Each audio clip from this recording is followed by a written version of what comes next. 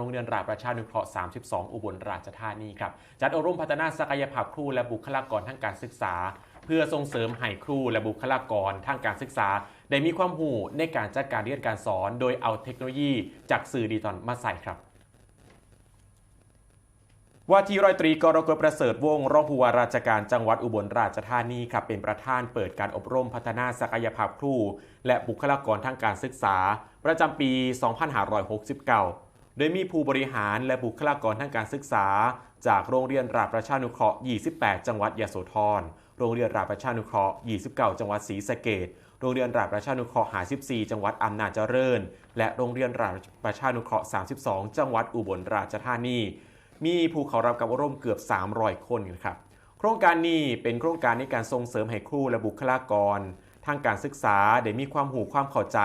ในการจัดการเรียนรู้ผ่านการใส่สื่อดิจิทัล